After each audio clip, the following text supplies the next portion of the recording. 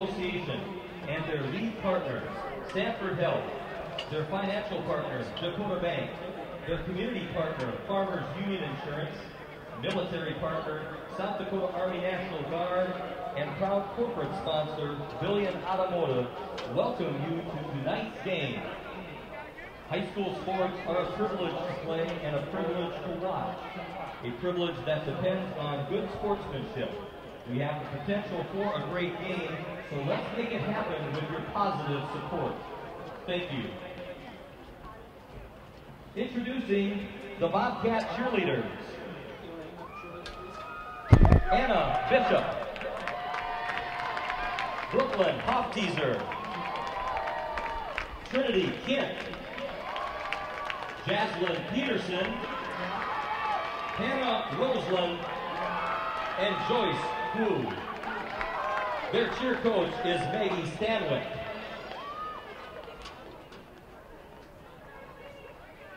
And now, the starting lineups for tonight's contest. First, for the visitors, Mitchell Kernels and their offensive starters.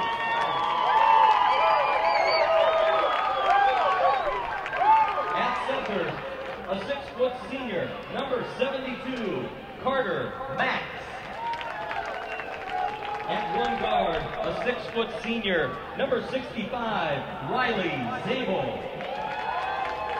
And at the other guard, a 6'2" senior, number 64, Reese Siebert. At one tackle, a 6'4" senior, number 73, Mitch Schlodweiler. The other tackle, a 6'7" senior, number 71, Tegan Ulm. At the tight end position, a 6'5" senior, number 85, Peyton Olson. At the receivers, a 5'10" senior, number 87, Kobe Larson. And the other wideout, a 6'1" senior, number 82, Kaylee Soka. In the backfield, a 5'7" senior, number 12, Drew Kitchens. And the other running back, a 5'11" senior, number 33, Carson Max. And with the quarterback duties, a 5'9" junior, number 12, Austin Kerr. The Kernels are coached by Kent Van Overshield, assisted by Travis Carpenter, Walt Moody, Eric Whitty, Paul Nelson, Jason Greenway, Pat Larson, Brett Flemmer, and Bryce Dick.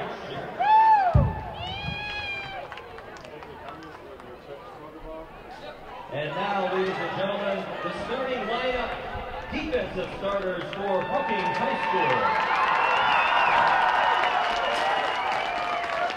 On the defensive line, at nose guard, a 6-foot senior, number 52, Wes Gehring. At defensive tackle, a 6'2" senior, number 69, Peyton McHenry. And at defensive end, a 6'2" junior, number 50, Gus Miller. The linebacking core, an inside linebacker, a 5'10" senior, number 9, Logan Bowes. An outside linebacker, a 6-foot senior, number 10, Walker Reisman. The other outside linebacker, a 5'9" junior, number 44, Brady Ammon. And at linebacker, a 6'2" senior, number 88, Jay Shepard. At cornerback, a 5'8" senior, number 1, Sam Lehman. At defensive back, a 5'10" senior, number 2, Justin Devine. At free safety, a 5'10" senior, number 3, Isaac Ogden. And that strong safety of 5'11" senior number 19, Jay Wilbur. The Bobcats are coached by Lee Schmidt, assisted by Scott Miller, Ken Bigdahl, Ken Tiefenthaler, Jason Seaburn, Jared Huntemer, Travis Engebretson, Matt Christie, Tyler Schneider, and Carter Gordon. Your officials for tonight's game: umpire Greg Kierstead, head linesman Ryan Tim, line judge Troy Hansen, the back judge is Brett Dobbins, and our referee is Tom Keniston. These officials are licensed by the South Dakota High School Activities Association and have been assigned this contest by the SDHSAA. At this time, we ask that you please stand as we honor America with our national anthem. Tonight's anthem will be performed by the BHS Marching Band under the direction of Mr. Ron Starry. We remind all in attendance that the proper etiquette is to remove your cap or hat, face the flag, and stand with your right hand over your heart. Active duty military personnel or veterans not in uniform may salute the flag.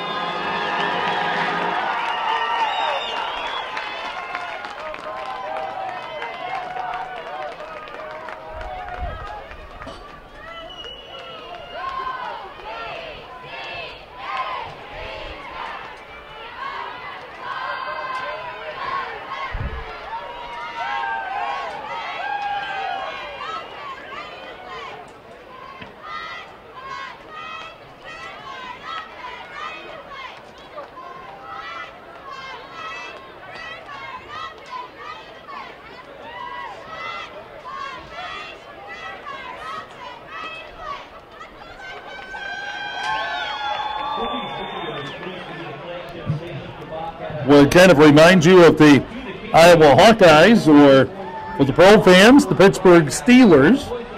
The Bobcats in the black pants, the red helmets, and the red jerseys tonight at home. Bobcats coming into tonight off back-to-back 21-7 wins over Sioux Falls Lincoln and the Huron Tigers. Mitchell, in its next to last game of the regular season, fell to Harrisburg 21-17. Kernels had the ball late in that game and were driving, but a holding call stalled the drive, and Harrisburg won it by 4. Last week, Mitchell traveled to Spearfish and closed the regular season on a 41-7 win over the Spartans. Captains moving around. Brookings will defend the south goal and have the wind in the first quarter. The Bobcats deferred their choice, and Mitchell will take the football moving into the wind to open the first quarter. So the Kernels will send out junior Austin Kerr right away and try to establish Carson Max and Drew Kitchens on the running game. As we begin tonight, I think I speak for the Bobcat backers, everyone and the Brookings Bobcat family when we extend our condolences and sympathies to Vicki and Emily and Ryan Johnson on the loss of husband and father Bob Johnson earlier this week. Bob, longtime Brookings High School wrestling coach. Prior to that was an outstanding coach at Kimball and at Dolan, building those programs into statewide prominence before he took over the Bobcats, and was instrumental in AAU wrestling in South Dakota over the course of the years. And Bob will certainly be missed in Brookings High School and Bobcat circles. Again, our thoughts with the Johnson family as we begin tonight. Devine has the ball teed up at the 40-yard line. He'll hit this with the breeze, dropping back. The Kernels will field it overhead at the 4-yard line at the 20, 25, and out to the 29-yard line on the kickoff return for the Mitchell Kernels. Austin Kerr, Carter Jacobson, the deep men, and Jacobson takes it out for 24, and the Kernels will start out 1st and 10. Kerr, the junior, is the quarterback. He'll go with Kitchens and Max in an I set in the backfield. It'll be Max in front of Kitchens. They'll pitch it to Kitchens, trying to sweep the right side, gets a kick-out block. It'll be Atkins getting a hold of him and bringing him down, but not before Kitchens gets a gain of 9. 2nd and short, coming up for the Mitchell Kernels. Ball will be marked just outside the 38-yard line. Max coming into the game averaging 671 yards, just ahead of Kitchens at 659. Kerr under center on 2nd and less than 1. Kerr not going to mess around. He's going to go down the option line on the left side, and the Bobcats stacked it up at the line of scrimmage. Sheffrick and Bowes leading the charge. Kerr tried to go option, got a couple of yards out to the 41, and that is a gain of 3 and a first down. Kernels moved the sticks with 11:08 to go in the first quarter, just underway from Dana J. Dykehouse. No score on this Thursday night. Ball on the far hash.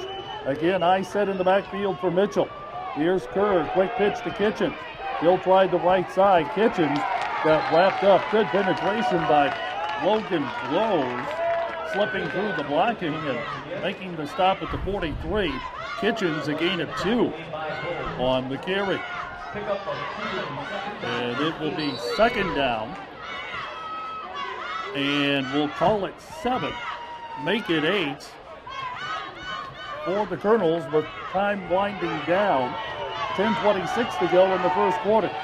Kerr taking a look at the Brookings defense. I set once again, Max the fullback. They'll go to Kitchens. Nothing on the right side. Kitchens will try the left side. He got grabbed by Wes Gehring and pulled backwards at the 46-yard line. Gain of about 3 for Kitchens. It'll be 3rd down and 5. Bobcats have defensed the Kernel running game fairly well in the early going.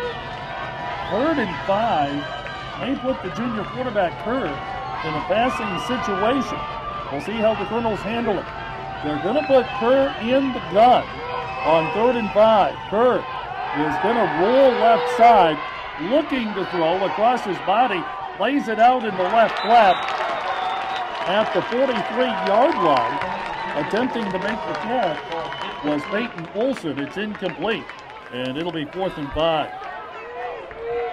Olson, Mitchell's leading receiver, coming in terms of catches. He has 11 receptions. He was the target there, but came up empty. And from the 46-yard line, Carson Max will punt. Bobcats have a single safety back at about the 18-yard line. That's Jay Wilbur awaiting the kick. The ball will land at about the 25. It'll be picked up at the 12, and upended at the 16-yard line on the kickoff return was Walker Resman. So a 4-yard return for the Bobcats. Brookings will take over. 9:18 to go in the first quarter. No score. Back in 30 seconds. K-Country 102.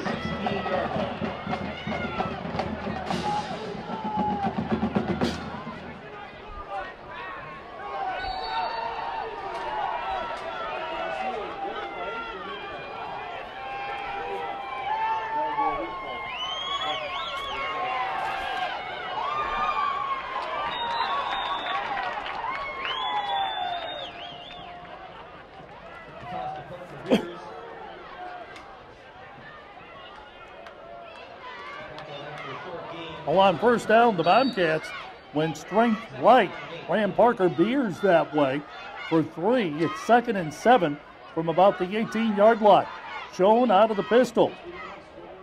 Schoen has Beers alongside. He'll throw it out right flat. The Bobcats get the completion to Ogden. He'll move it out to the 28. That should be a first down. Gain of 10, and it'll move the sticks.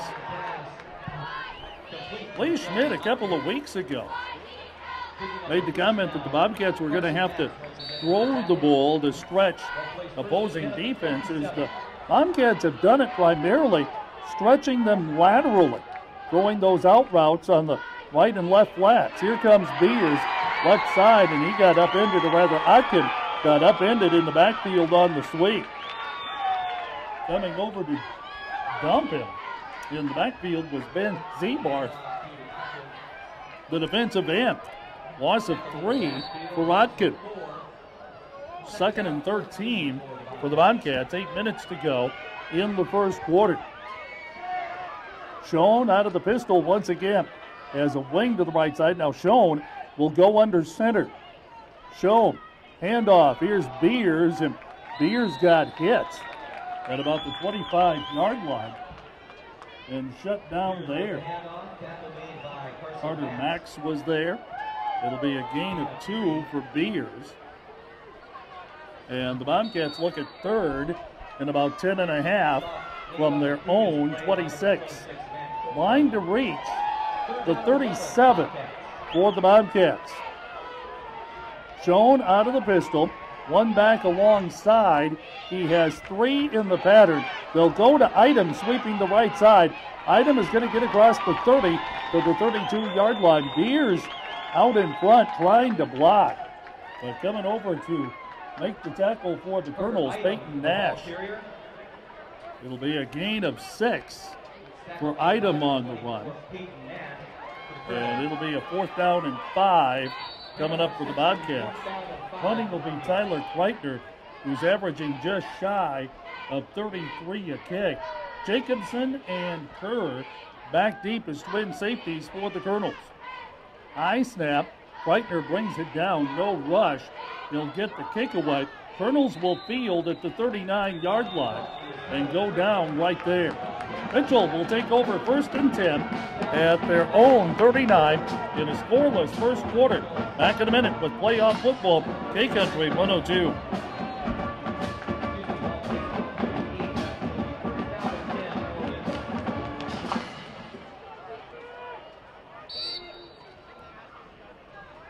How am I doing, Coach?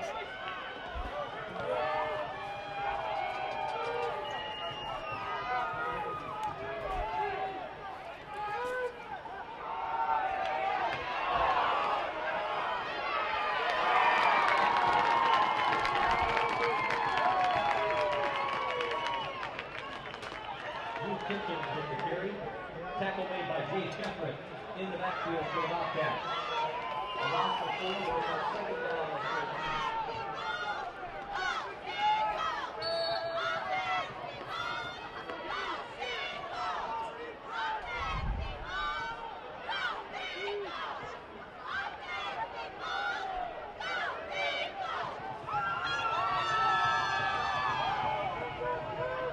Kernels lost 3 on first down on the running play. On 2nd and 13, Kerr will try to go left side on the option. Got hit in the backfield by Gus Miller. Lost the ball, and Brookings will get the first break of the game at the 38-yard line. Kerr coughed it up. The Bobcats come up with it, and it will be a first down and 10 for the Bobcats at the 38-yard line. 5:49 to go in the first quarter. So in the game of turnovers and field position, the Kernels blink first. We'll see if the Bobcats can convert. Here's Schoen with two backs in the backfield. Schoen going to go play action, swings it left flat, and it's incomplete at the 38-yard line.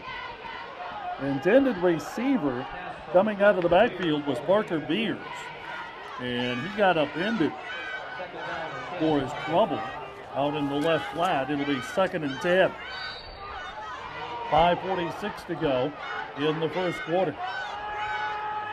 Bobcats doing some substituting here as Jay Shefflick, who came up with a big catch offensively last week for the Bobcats, will line up as a tight end to the right side on 2nd and 10. Here's Schoen, back to throw. He'll have to run it. He's at the 35, breaks a tackle at the 30, turns it upfield, is close to a first down at the 27. Where they're spotting him on the far side, he has it by about a half yard. There's a marker down, so hold on. It's coming back, holding Brookings. So Schoen will get the gain to the spot of the foul, and then it'll be 10 yards backwards.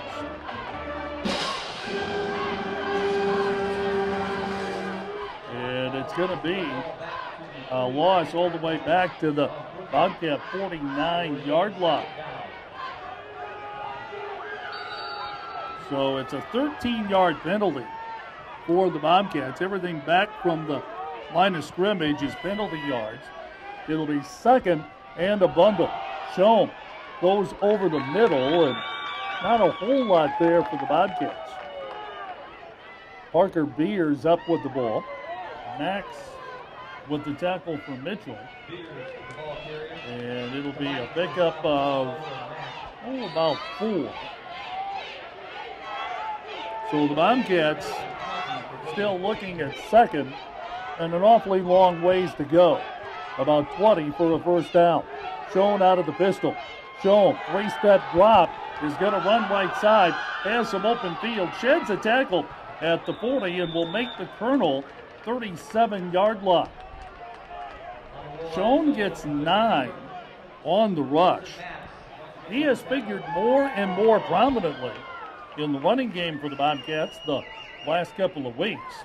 Bobcats will be shy of the first down, and Tyler Kreitner comes on to punt for the 2nd time tonight.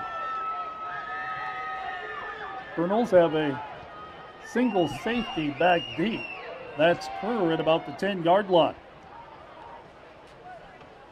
Good pass from center, and Kreitner is going to bomb this one into the end zone. Landed at about the 1-yard line, but the ball would not check up.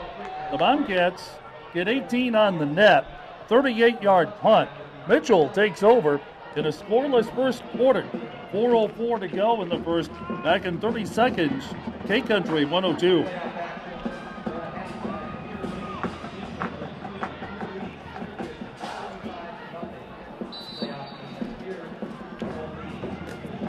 It's a ballet.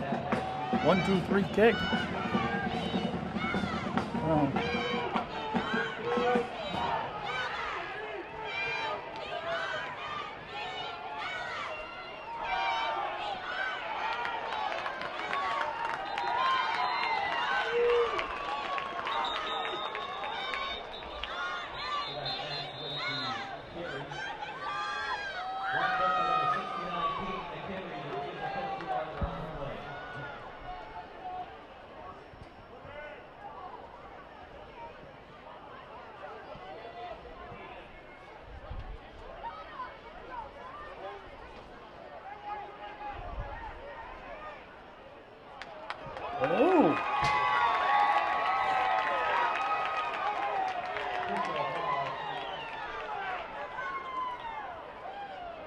Well, good news.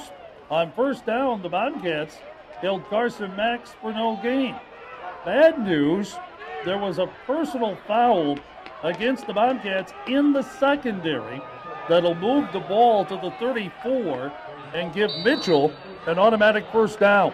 With 3:52 to go in the first quarter, still no score. Now let's go with you on K-Country 102. Kerr working out of the pistol.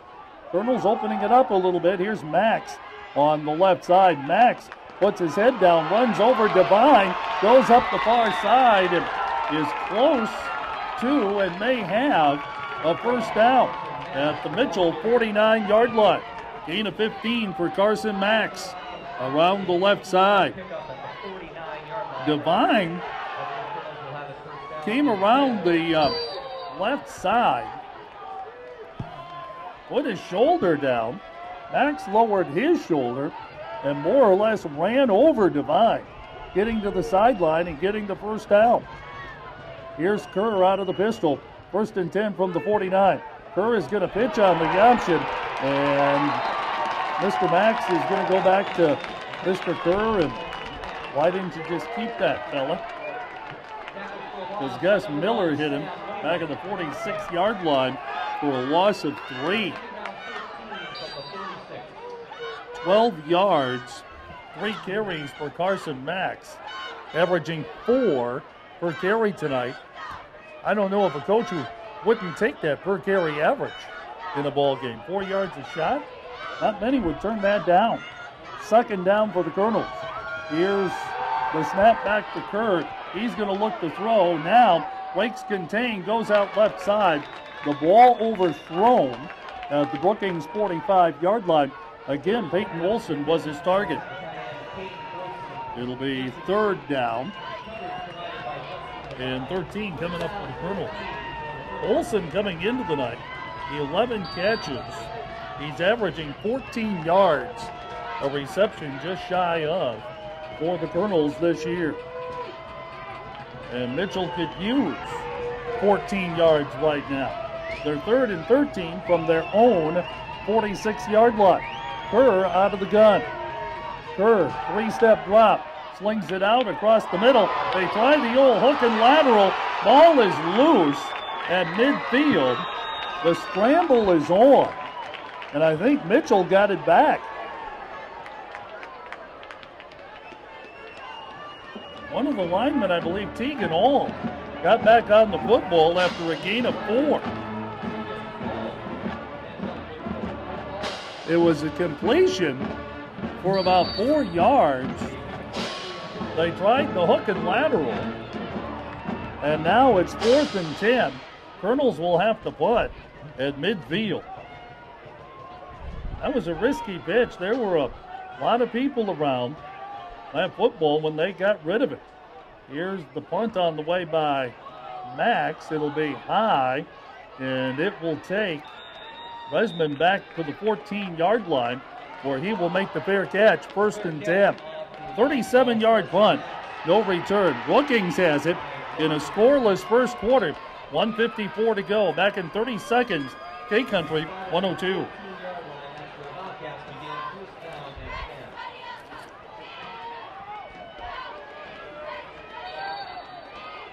Oh, for sure. Totally agree.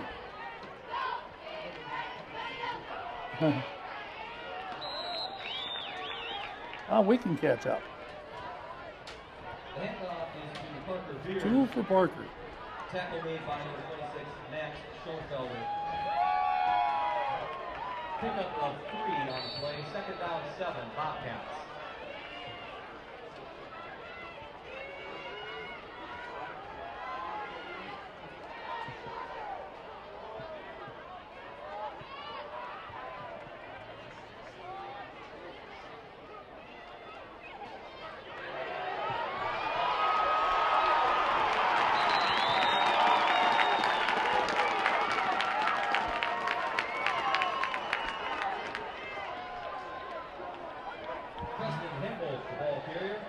Tackle made by Peyton Nash. For a Bobcat first down at the 31-yard line.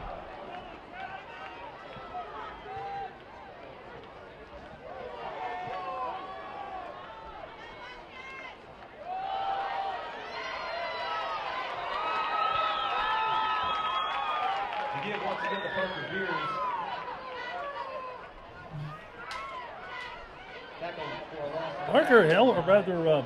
Peyton Helmbolt with a 14-yard run sets the Bobcats up 1st and 10 at the Mitchell 31. Then Beers tried to go up the middle, and Max Schoenfelder ended that with a thud.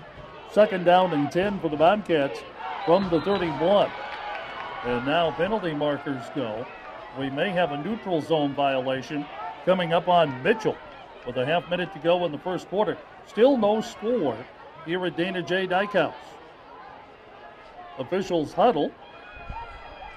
Here comes Mr. Peniston, dead ball foul, offside Mitchell. First penalty of the night against the Kernels. So the Bobcats, instead of 2nd and about 11, will look at 2nd down in about 5.5, close to 6. The Bobcats just shy of the 35-yard line. Brookings has 4 receivers in the pattern. Schoen back to throw, is going to throw the slant at the 41-yard line. The intended receiver was Beers. And that falls incomplete. It'll be 3rd down and 6. Schoen 1 of 3, passing for 10 yards here in the first quarter. 17 seconds remaining. And the Bobcats 3rd and long in their own territory in a scoreless game. Bobcats will have a wing to the left side, 3 receivers to the left. Bobcats are going to try to go left side, and not a lot there on the running game. They tried giving it to Sam Lehman, and when you load one side, the defense will load with you. And Lehman went nowhere. 4th down at the 35-yard line. And it will be Kerr along with Jacobson back in punt receive when we begin the second quarter. At the end of one, Mitchell and Brookings scoreless in the 11AA playoffs. Back with the second quarter in a minute. K-Country 102. This may sound like a typical high school basketball game being played on a Friday night in South Dakota. In fact, it's a crash course in cooperation and teamwork. It's a test of dedication, determination, and drive. It's character development in action. If you think high school sports are only about competition, think about this. High school sports can play a critical role in a student's overall education. In fact, studies show that students who participate in school sports are more likely to enjoy greater levels of achievement in their academic lives. At the same time, playing sports helps teach lessons not covered in the classroom. Lessons like tolerance, respect for the rules, and the importance of supporting your community. High school sports, a winning part of a complete education. This message presented by the South Dakota High School Activities Association and the South Dakota Interscholastic Athletic Administrators Association.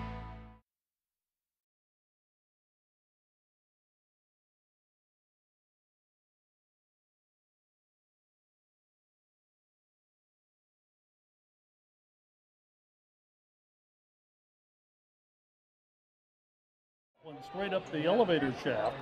It'll land and go out of bounds at the Mitchell 46. So the Kernels with excellent field position following a 20-yard punt. 1st and 10 from their own 46. Kerr working out of the pistol. He'll hand off to Max, left side. Max sheds the tackle of McHenry and gets into Brookings territory at the 49-yard line before he's gang tackled. Lehman, Greitner, Wes Gehring there along with Gus Miller. It'll be a gain of 5. Max has 4 carries, 17 yards. Kitchens has 14 yards. And one of the Colonel linemen is down. That's Carter Max, the center. Max up on his feet. He's leaving the field under his own power. Doesn't appear to be limping as he leaves the field, so he'll have to check out for at least one play. I would expect that we are going to see Carter Max back in the ball game very soon.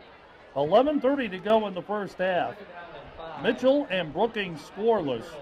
Kernels 2nd and 5, just across the midfield stripe. Kernels up to the line of scrimmage. They'll line up on that Jackrabbit logo in the center of the field here at Dana J. Dykehouse. Kerr out of the pistol. Kernels are going to go left side, and ooh, what a shot at the Brookings 45-yard line. Kerr on the keep, ran headlong into Shefrick and Brady Ammon, and I think that's something he's not going to make a regular practice of. Kerr got 9 yards and a first down for the Kernels. But he paid a little bit of a price. He took a lick when he went down at the 44-yard line. Max will line up in the backfield along with Kerr. We've not seen Kitchens in the backfield since the early part of the first quarter. Here's Max, right side, hurdles one tackle, breaks another, and gets to the Brookings 35-yard line. Breitner upended him and paid the price. Max goes for 9. It'll be 2nd down and 1 for the Kernels. Mitchell trying to move the ball on the ground. That three-headed running game that the Kernels had in week 2 with Nelson, Max, and Kitchens is now down to Max. Here's Kerr. He'll go right side on the option, follows his lead block, and will make the Brookings 30. It'll be a first down. Larson says move the sticks, guys. They'll stop the clock for the movement of the chains at the 30-yard line, plus one of the Kernels is down. Kerr has 18 yards rushing on 5 carries. Earlier this year, when the Kernels played here at Brookings, Kerr ran it a couple of times. He had 2 carries for 16 yards in that earlier meeting. And when you look at that per carry average of 8 yards a rush, you know that he's going to be a pretty good fit in the option-style offense that Mitchell employs. One of the Kernels down, we think it might be Kobe Larson, the receiver. So while they tend to him, he's up on his feet now and moving toward the sideline. We thought, now we'll get our binoculars zoomed in. Now they're rolling Larson over onto his back. The trainer's taking a look. While they tend to him, we'll take a minute break. We'll be back with more from Dana J. Dykehouse in a scoreless 11AA playoff game. Back in a minute. K-Country 102. They are role models and educators. Their work requires a great deal of time and energy for very little pay. Who are these unsung heroes? Thanks, Coach. Thanks, Coach. The simple truth about education-based athletics in South Dakota is this: without a committed team of coaches and administrators, it just wouldn't be possible. School sports, they bring out the best in all of us. This message presented by the South Dakota High School Activities Association and the South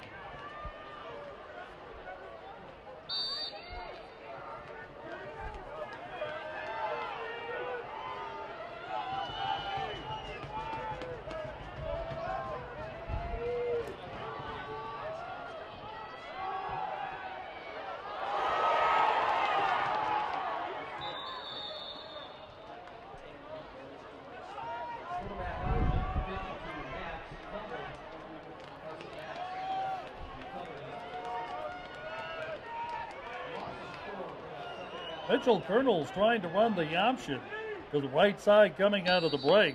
Got a little sloppy with the football. Ball got away on the pitch and Max fell on it at the 35-yard line. Kernels looking at 2nd and 14 with just over 9 minutes to go in the first quarter. A couple of local teams in action as we speak. Cologne leading Coleman Egan 14-8. Wall leading Castlewood 7-0. Kernels will swing it out in the right flat or try to. The Bobcats had 2 defenders on Carson Max coming out of the backfield. It's incomplete. It'll be 3rd down and 14. The Kernels passing game. They've thrown for 2 touchdowns this year. Their longest completion of the season is 35 yards. They have a 29-yarder and a 28-yarder. They don't take a lot of shots deep. It's 3rd and 14. Here is Kerr, handoff to Max left side. Max is just going to try to pick a hole and gets down to the 32-yard line for a gain of 3. Getting outside was Jay Wilbur, along with Logan Bowes and Justin Devine. Max for 3. It'll be 4th down and 11. You're at the Brookings 31. You're too close to punt, too far for a field goal, maybe. Trevor Lamberts is on. He's going to try it from 48. Has the wind, ball on the left hash. Lambert's kick is on the way, and this is going to be short, no good. So the Kernels misfire from 38 yards on the field goal try, and with 8:02 to go in the first half, the Bobcats take over at the 20 in a scoreless game. Back in 30 the seconds. Interscholastic Athletic Administrators Association. This is what matters. This is beyond X's and O's. This is the difference mutual respect makes. This is what character looks like. This is what defines us.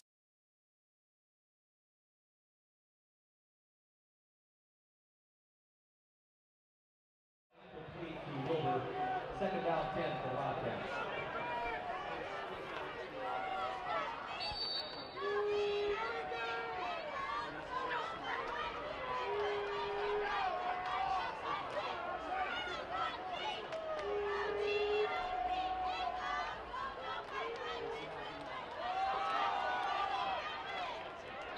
Bobcats on 2nd down and 10.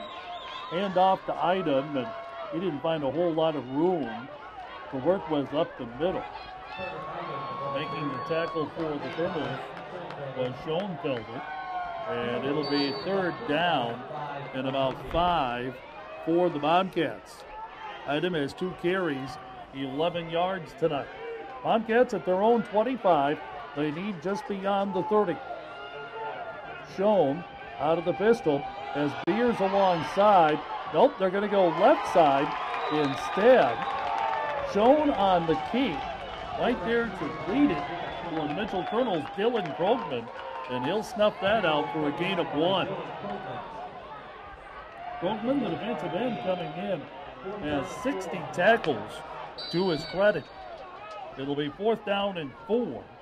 The Bobcats from their own 26, and Kreitner will punt for the 4th time tonight. Kernels spread out wide along the line of scrimmage. They have 2 safeties deep. Kreitner will get this kick away. It's a low line drive. It'll be fielded at the 44-yard line. No return. Kerr with the catch.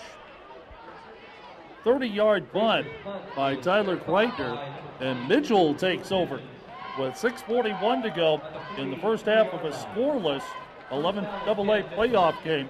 Back in a minute. K-Country 102. The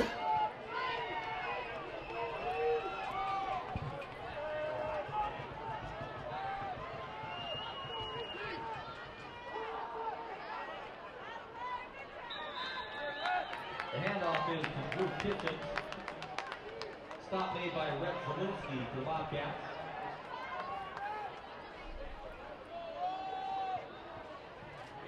No gain on the play.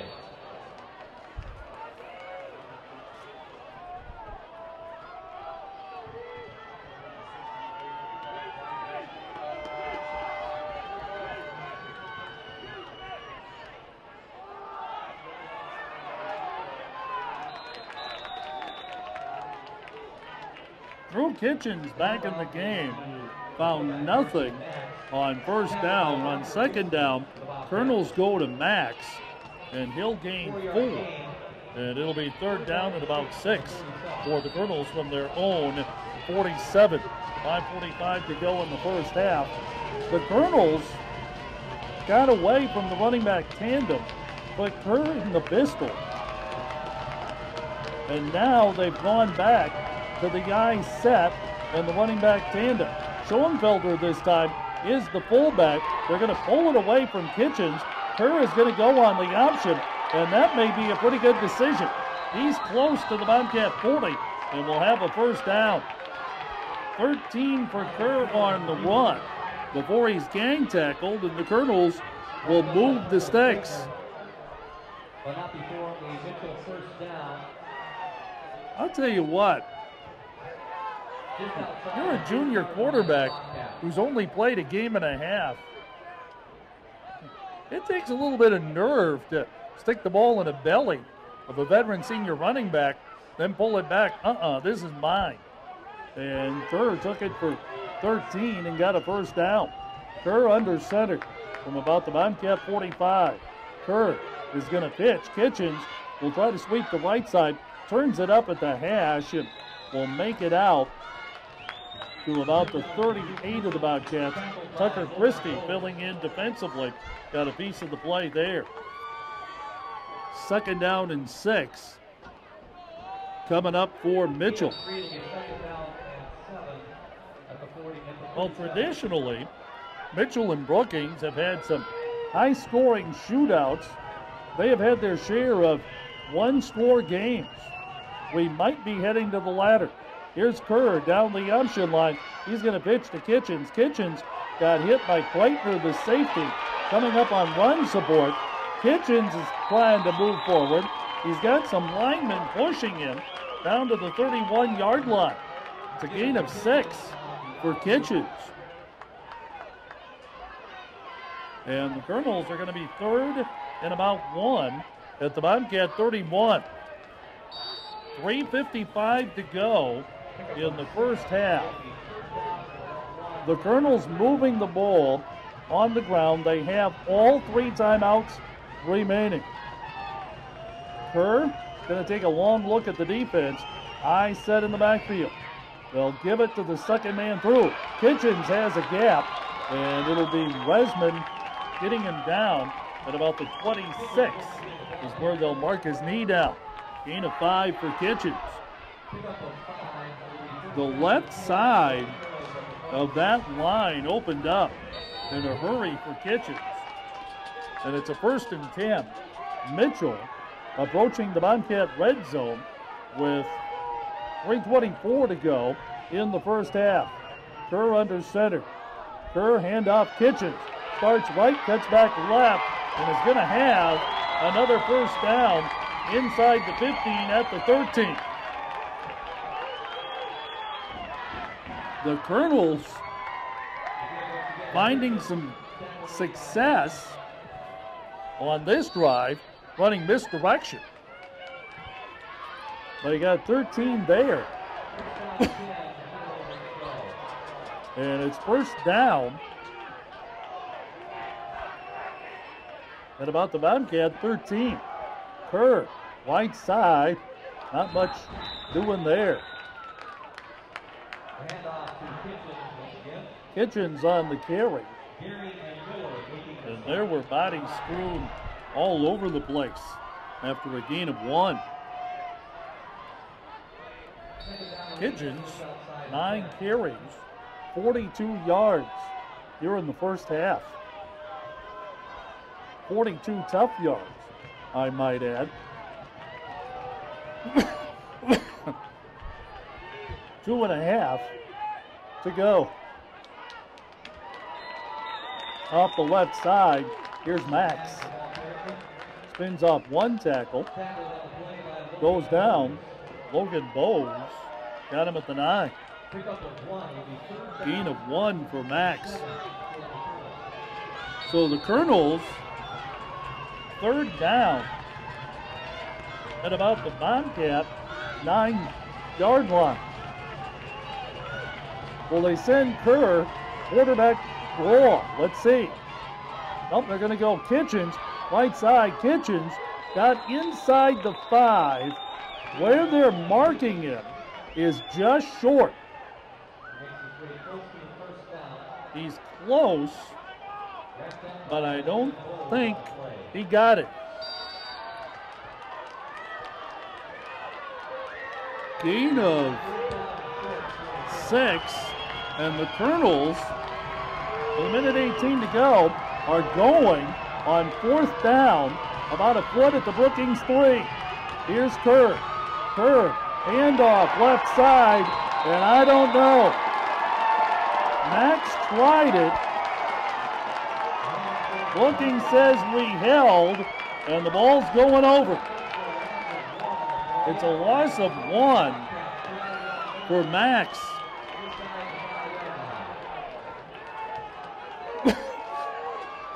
The Kernels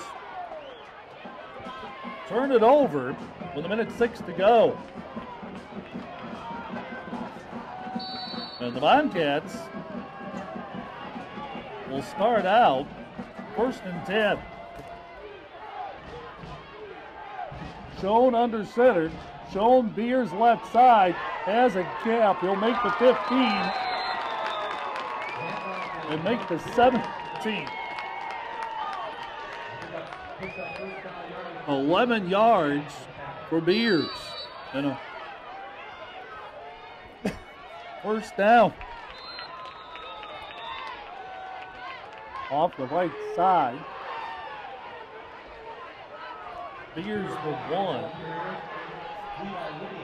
43 seconds left to go. 1st half. Bobcats looking near side for the play. 26 seconds to go. Bobcats, I think, are more interested in getting to halftime. Here's Schoen back to throw. Goes deep down the hash. Far side, it's incomplete at the 33-yard line. Item, the intended receiver. It falls incomplete. Schoen, 1 of 5 passing for 10 yards. And the Bobcats 3rd and 10 with 17 seconds to go in the half. Ball on the Brookings 17. Schoen out of the pistol. Schoen drops, now rolls right. Running out of time to throw. Releases it, has a man on the near side, and it's caught at the 36-yard line. Wilbur makes the catch with time winding down in the 1st half. And now Brookings, I believe, will call a timeout here with 3 seconds to go in the 1st half. So we're scoreless, Brookings and Mitchell. Stay tuned. Coming up at halftime, we'll have stats from the 1st half, plus scores from around the state. Already some interesting ones coming in. They'll reset the game clock to 9 seconds. And the Bobcats have it. 1st and 10. No timeout charged. Schoen out of the pistol. Going to hand it to Beers. Beers gets hit at the line of scrimmage and moves it out to about the 40. It'll be a gain of 7. And the time will run down in the 1st half here at Dana J. Dykehouse. Mitchell got close late in the 2nd quarter, lost it on downs inside the Brookings 5. We are scoreless. The Bobcats and the Kernels at the halftime break. A 2-minute pause. It may not require a textbook, but it's filled with valuable lessons. It may not take place in a classroom, but it's an ideal environment for learning. It may not involve a diploma, but it can help prepare South Dakota's young people for life. It's high school sports. High school sports can play a critical role in a student's overall education. In fact, studies show that students that participate in high school sports are more likely to enjoy greater levels of achievement in their academic lives. If you think high school sports are only about competition, think again. Better yet, think about attending a high school sporting event in your community. You'll be amazed by what you see. High school sports, a winning part of a complete education. This message presented by the South Dakota High School Activities Association and the South Dakota Interscholastic Athletic Administrators Association. These days, the concept of value matters more than ever. And you'd be hard-pressed to find a better value than high school sports. Extracurricular activities, including sports, make up about 2% of the budget for a typical South Dakota high school. In return, participation in sports promotes citizenship and sportsmanship. Sports also instill a sense of community pride and teach lifelong lessons about cooperation and self-discipline. They encourage physical fitness. They produce community leaders. By offering so many benefits to the community for such a small percentage of a school's overall budget, it's easy to see why high school sports are one of the best bargains around. The real cost would come from not having them at all. High school sports, a winning part of a complete education. This message presented by the South Dakota High School Activities Association and the South Dakota Interscholastic Athletic Administrators Association. There's just one place where students are students first, and athletics are played with purpose and perspective. There's just one place where a team is more than a group of individual agendas. From time to time, parents occasionally ask, is it safe for my children to participate in high school sports? A better question might be, is it safe for my children not to participate in high school sports? Statistics show that teenagers are likely to be healthier and stay healthier as adults if they play a sport in high school. Participating in a high school sport builds and maintains strong bones, muscles, and joints. High school athletes are also more likely to develop good eating habits. High school athletes not only have stronger bodies, their self-esteem, self-confidence, and self-discipline are strengthened too. So insightful parents aren't asking, is it safe for my children to participate in high school sports? Instead, they're asking, hey, what time is the game tonight? This message presented by the South Dakota High School Activities Association and the South Dakota Interscholastic Athletic Administrators Association. Lost a fumble in the first half, and that's our only turnover of the game. Our score at the break, Brookings and Mitchell scoreless at the intermission. IV Food Store, proud to be a friend of Brookings High School, supporting Bobcat athletics, fine arts, and student organizations. First Bank and Trust, a proud sponsor of Bobcat arts and athletic programs. They believe everyone should play hard and bank easy. Visit any of the 4 locations. Also, Avera Medical Group Brookings, encouraging participation in Bobcat athletics and wellness activities for developing and maintaining good health. Scoreless, Brookings and Mitchell at the intermission. A 2-minute break. When we come back, 4 updates from playoff games around the state. That's coming up here on K-Country 102.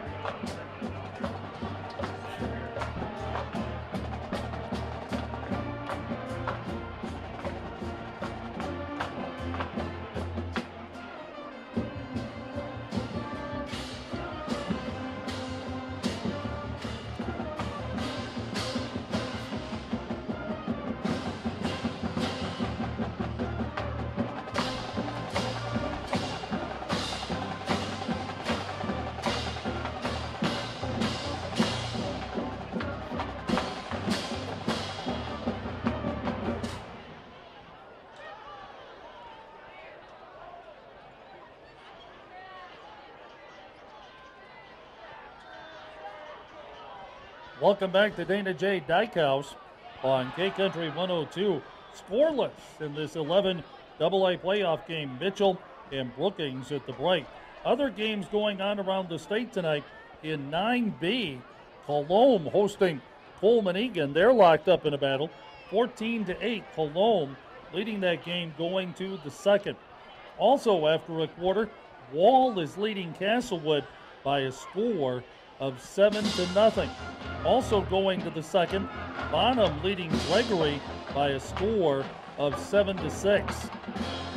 Moving to the second, it is Canastota Freeman leading Alcester Hudson 14-0. A game that has gone back and forth tonight in 11 AA. It is Sturgis rallying to get a 10-7 lead on Yankton. Green Youngworth out in Yankton tonight. Madison is leading Del Rapids 13-0. Washington has taken a 7-0 lead on Watertown. The touchdown by Tupac Cabella, a 9-yard run. That is his 69th career touchdown, his 65th career rushing touchdown. Those are both now state records for Tupac Cabella in that ball game. Elsewhere tonight, some final scores in. Roosevelt has defeated Aberdeen Central 55-14. O'Gorman comfortably leading Lincoln 41-7. Much the same, Brandon Valley is leading Rapid City Central 34-0 at the half. 11 AA, Pierre coming in the top seed. Spearfish number 8. The Governors, no trouble with the Spartans so far at Hollister Field, 35-0. Pierre on top. The winner of this game, if the Pierre score holds up, will travel to Pierre next week for the semifinals. And Huron is leading Harrisburg by a score of 7-0. That game in the second quarter at Harrisburg. In 11A, T leading Hot Springs at the break 15-0. West Central has defeated Todd County 49-8. It is Dakota Valley at the half leading St. Thomas More 25-16. In Class 11B, Canton leading Roncalli 7-0. That game in the first quarter. It is Bridgewater Emory Ethan handling Pollock, or Mobridge Pollock, 26-6. That game in the second. Mount Vernon Plankinton, big over lead Deadwood, 34-0 at the break. 9 AA. Bonham leading Gregory, as we mentioned, 7-6. The other three games are scoreless. Irene Wakanda, Woolsey Wessington, Kimball White Lake and Arlington Lake Preston, and Webster and Garrettson. In 9A, Canastota Freeman leading Alcester Hudson 8-0. Britton Heckler over Corsica Stickney 44-6. Howard, which beat Dubrook in kind of a track meet last week, is leading Warner in Warner 8-0. That game in the first quarter. 9B, Sully Butte's playing at home. They're leading Kadoka 6-0 in the first quarter. And Coleman Egan and Cologne with the lead in that ball game in the second quarter. Here at Dana J. Dykehouse, 0-0, the Kernels and the Bobcats. A lot of sparring in the first half. Somebody's got to try to land a haymaker here in the second half. We'll see what happens. We'll return with more Bobcat halftime in 2 minutes. K-Country 102. Okay, here are 5 important reasons why your son or daughter should play a high school sport. Number 1. High school sports teach valuable life lessons like self-discipline, sportsmanship, and time management skills. 2. Teens who play a high school sport have better grade point averages and fewer disciplinary problems. Number 3. High school sports help fight teen obesity and substance abuse. Here's number 4. High school sports provide wholesome, constructive after-school activity, perfect for today's families. And number 5. And high school sports are safer than ever before. Injury surveillance and research, better equipment, and the continuing education programs for coaches provided by state and national athletic associations have made high school sports safer than ever before. This message presented by the South Dakota High School Activities Association and the South Dakota Interscholastic Athletic Administrators Association. If an individual student athlete or team wins a high school state championship, it's an amazing thing. And it goes in! It goes in! It's also just the icing on the cake. That's because young people in South Dakota who participate in education-based athletics are already winners. Studies show that win or lose, participation helps to impart skills they can use to enjoy greater success in other areas of their lives. School sports teach the benefits of teamwork, the value of self-motivation, and the importance of accountability. They also help to foster stronger work habits and higher levels of self-esteem. In other words, the true value of school sports can't be measured in terms of wins or losses. If an individual or team goes to state, it's an incredible accomplishment. But regardless of the outcome, today's student athletes are already destined to go far. School sports, a winning part of a complete education. This message presented by the South Dakota High School Activities Association and the South Dakota Interscholastic Athletic Administrators Association.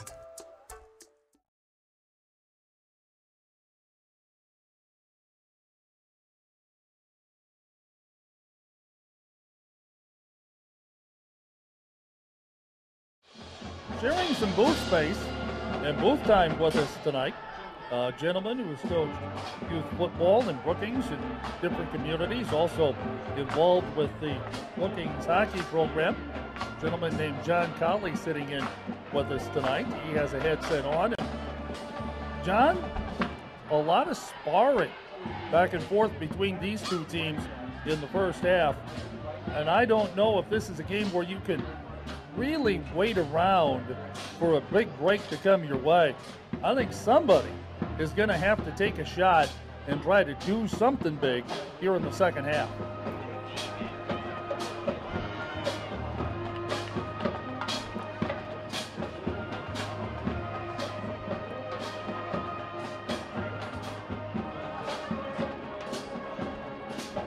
Well, you look at Mitchell's offense, and it puts a lot of pressure on the opposition when you run the option as they do, because you have to defense the keep, the dive, and the pitch perfectly in order to shut down the play. And by and large, the Bobcats have done that tonight.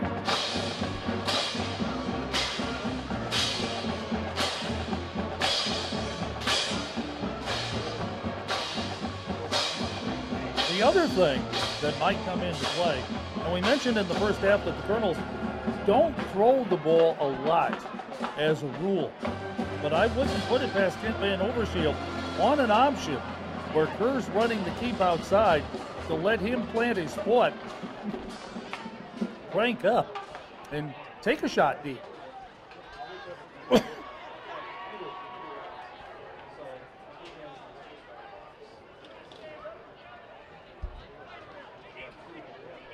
So at the break, it is Mitchell scoreless, Brookings scoreless.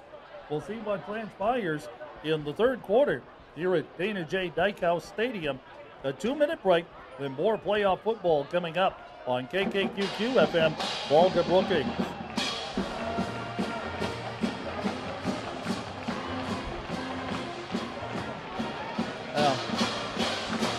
Well, you're bouncing on the BU here, so I'm not sure.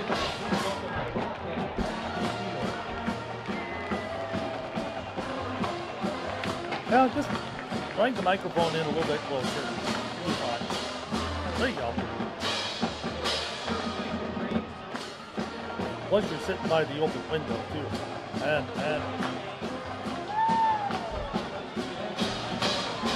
that is.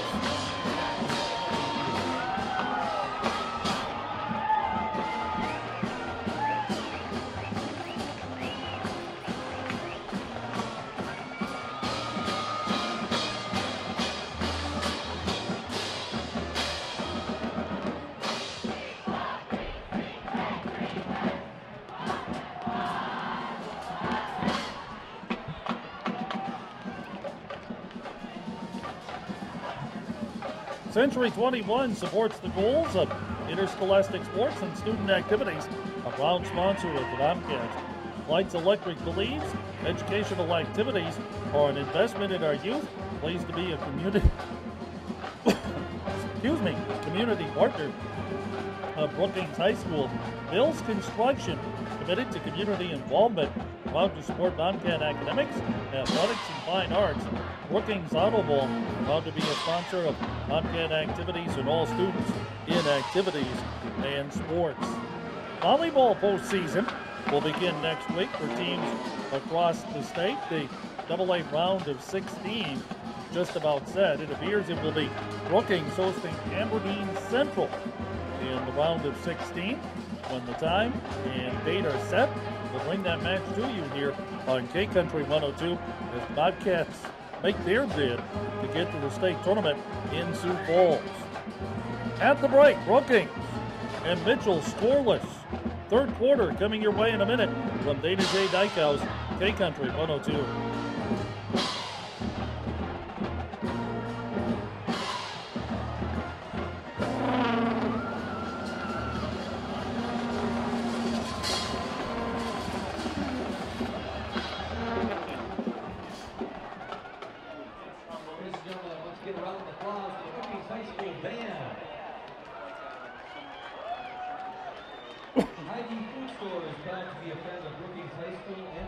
Bobcat athletic teams, fine arts programs, and student organizations.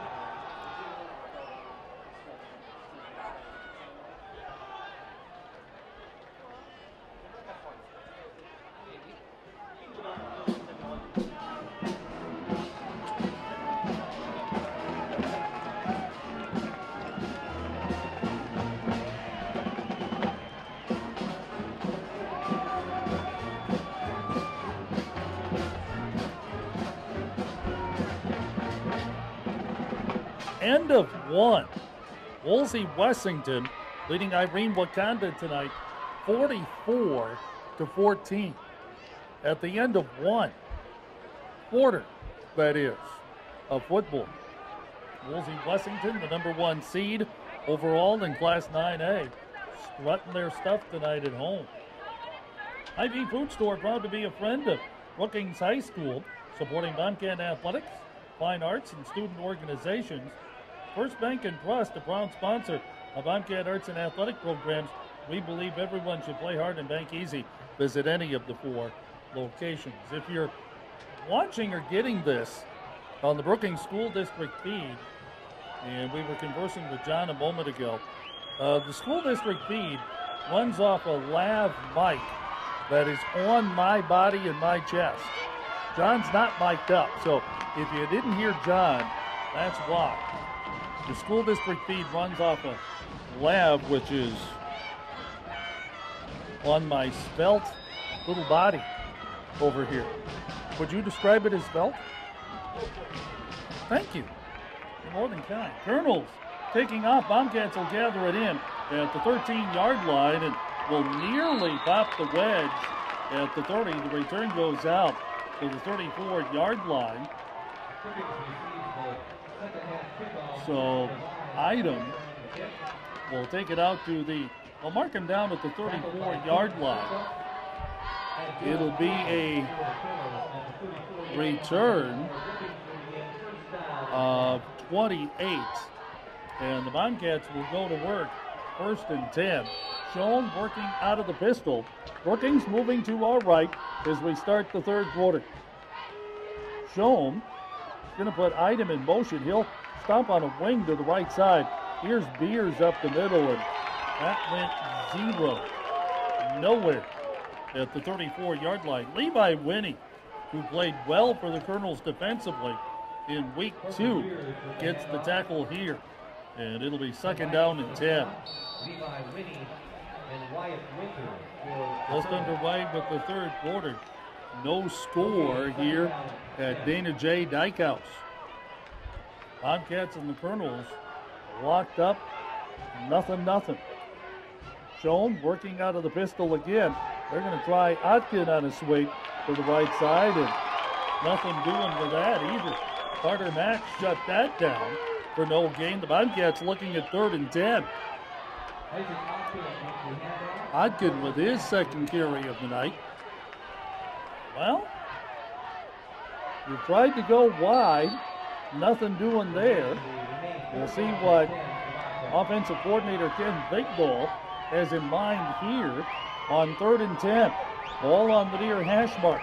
Brookings will go trips left, single receiver right on 3rd down. Schoen fakes left, goes deep down the near sideline, and it's intercepted by the Kernels at the 34-yard line.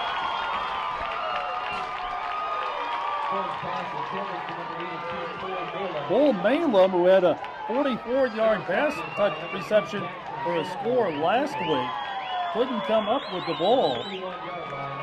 Sadler comes up with his 8th interception of the season, and the Kernels have the football. First down and 10 with 10:32 to go in the third quarter.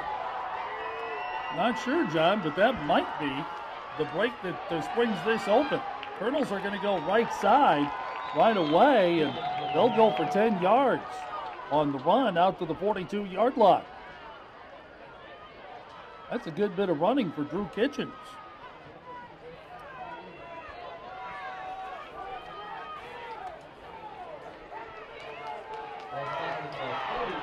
Boy, you look at Kitchens run the ball.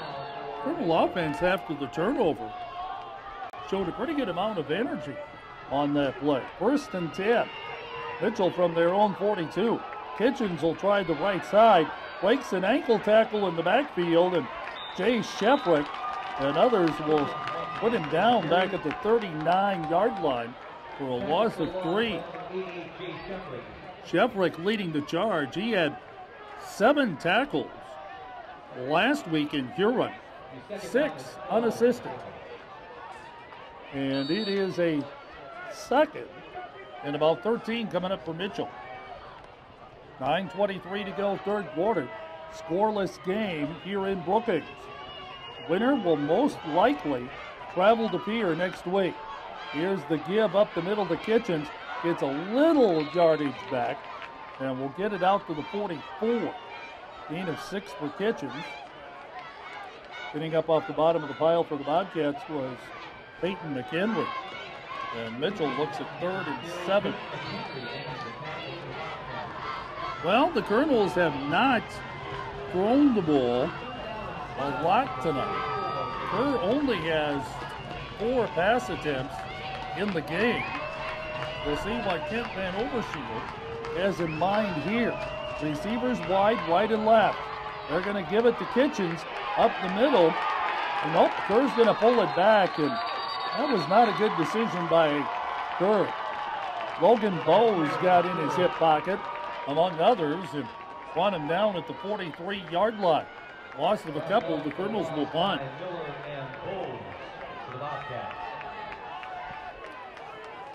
That was good penetration on the part of the Bobcats. It'll be 4th and 9.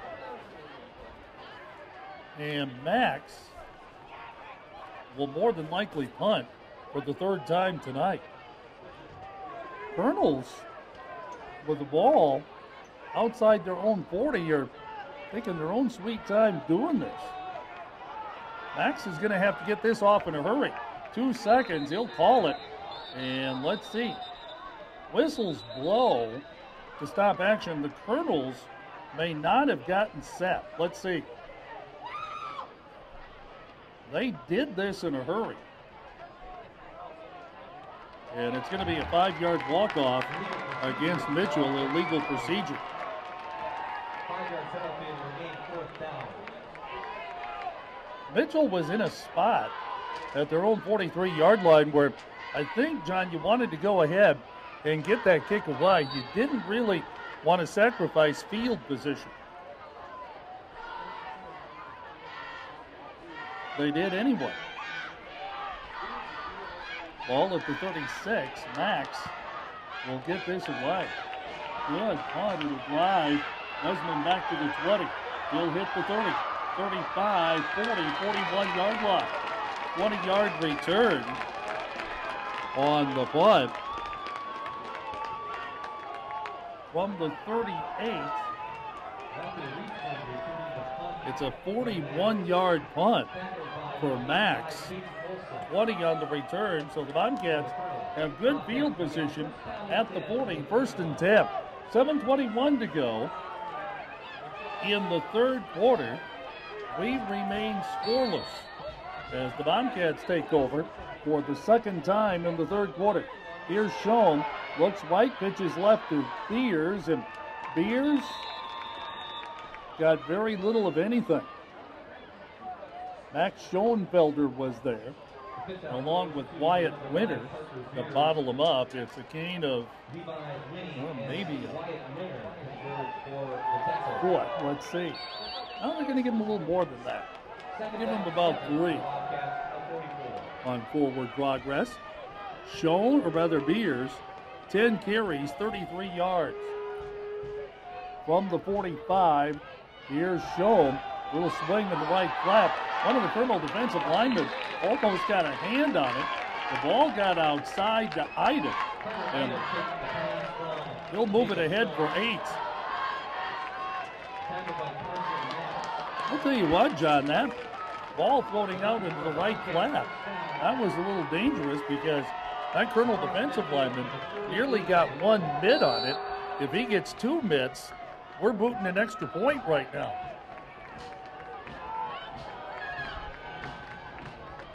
First down and 10, Brookings at the Mitchell 48-yard line. Schoen will take the snap, give to Idem, wants to try the left side and not finding a whole lot of room. Max and Schoenfelder will dump him after a gain of 1. It'll be second down and 9 for the Bobcats at the Mitchell 47-yard line. 6:03 remaining, third quarter. This has been a sparring match throughout. No score. Each team has 1 turnover. Here's Beers up the middle, has a little bit of a seam and has a first down at the Mitchell 36. 11 for Parker Beers up the middle.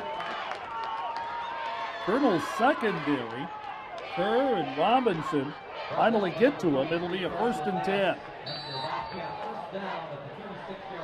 So the Bobcat running game, the second series of the second half, is starting to function. Schoen from under center. Schoen, handoff, Beers, and he's wrapped up by number 32, Nick Robinson, after a gain of 1, maybe 2. Robinson, the safety, sneaking up on run support. Makes it second down and 8. 5:12 to go in the third quarter. Second down and 8. I'm not going to say anything about the pace of play, John, because I don't want to jinx this thing.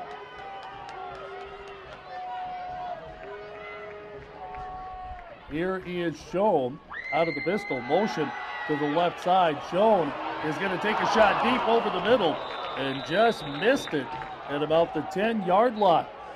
Bobcats had a man open.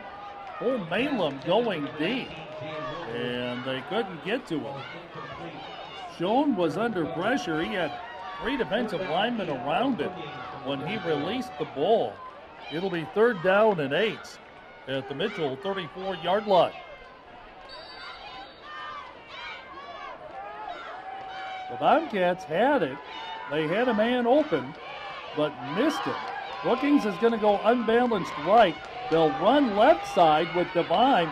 Slips 1 tackle, slips another. He's close to a first down at the 26 before he's run out of bounds.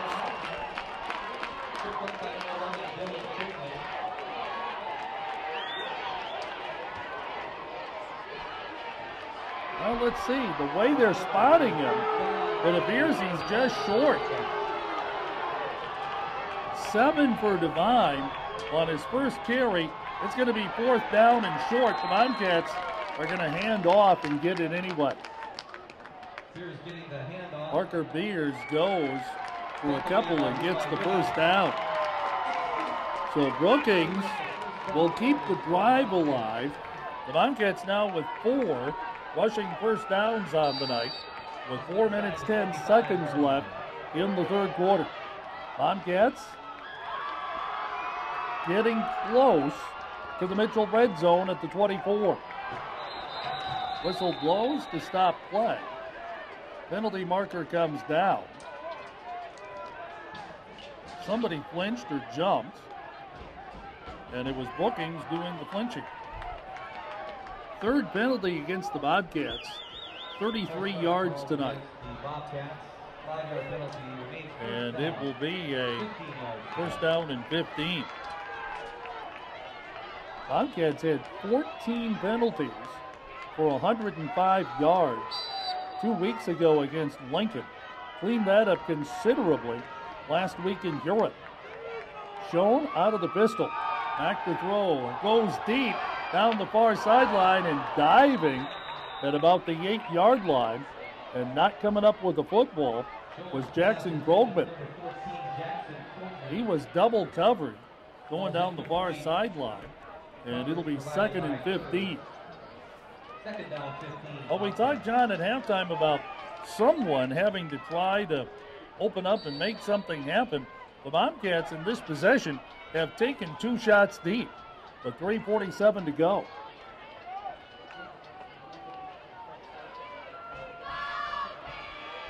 I was a little surprised they took the shot on 1st and 15. Here's Devine trying to go left side, slips one tackle, turns it up at the numbers, and he's going to lose one. Back to the 31-yard line. Carson Max, the linebacker, got to him. It'll be 3rd and long coming up for the Bobcats with 3:26 to go in the 3rd quarter.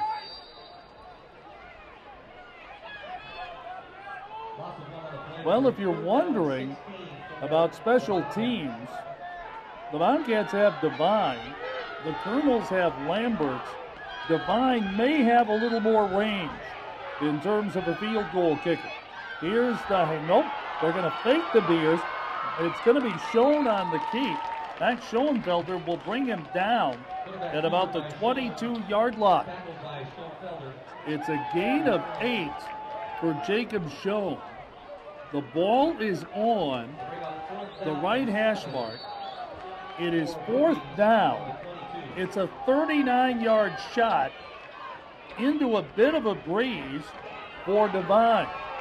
The Bobcats are going to forego it and go on 4th down. Little inside reverse, right side, that's open, and the Bobcats will have it 1st and goal.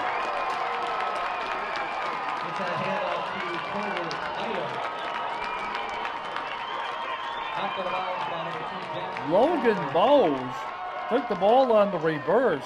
They'll mark him out of bounds at the 11.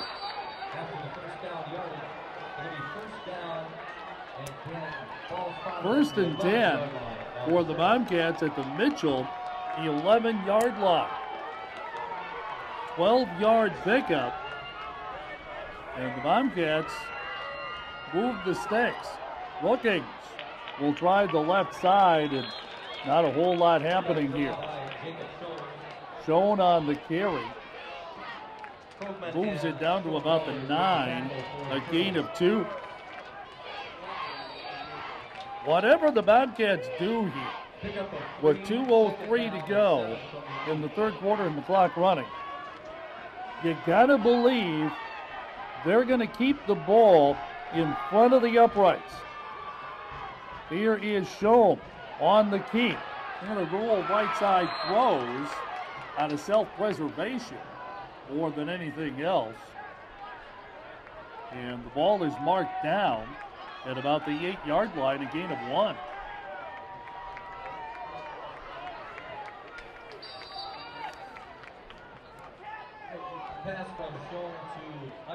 Item, the receiver, for a gain of 1. It'll be 3rd down. Ball marked at the 7. You get the yard, but you put the ball on the right hash mark. If I'm Mitchell, I'm playing this ball to go left side. Bobcats are going to give it to Item up the middle. He'll get down to about the 4-yard line. Gain of 3 for Item. He gets the ball centered a little bit more.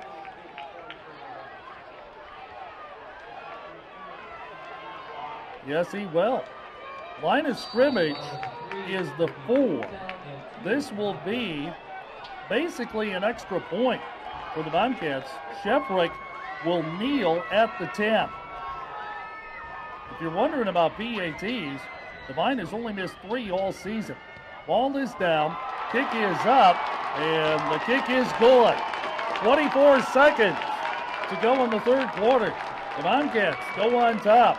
3-0 over the Mitchell Kernels. The kickoff in a minute. K-Country 102. And the 20-yard field goal by Devine is up and good for the Bobcats.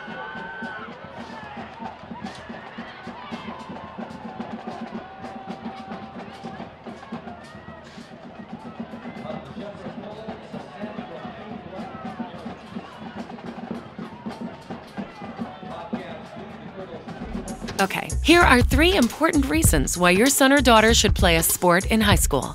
Number 1. High school sports teach valuable life lessons like self-discipline and time management skills. 2. Teens who play a high school sport have better grade point averages. And number 3. High school sports are safer than ever before. This message presented by the South Dakota High School Activities Association and the South Dakota Interscholastic Athletic Administrators Association.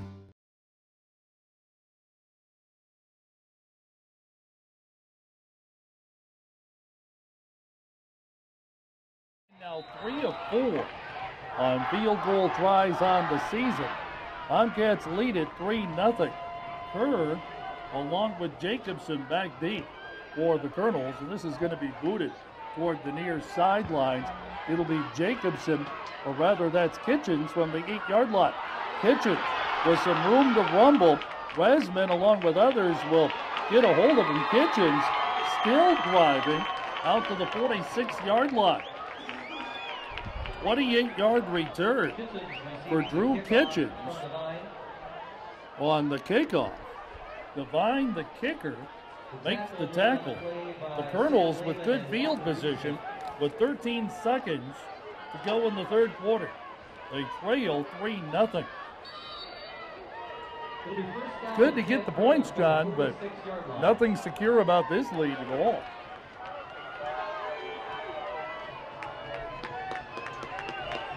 Kerr under center. Kernels will go with that I set. Kerr bobbled the snap. Still trying to find the ball. And let's see who got on it. Officials, as Devine is rutting for it. There's still a scrapping down at the bottom of that pile. And it'll be second down for the Kernels. No gain on the play for Kerr. And we have hit the end of a third quarter. That was almost like somebody calling a 50% off sale at the Racket Cabela's. We hit the end of 3. Bobcats lead it 3-0. We go to the fourth in a minute. Playoff football, K-Country 102.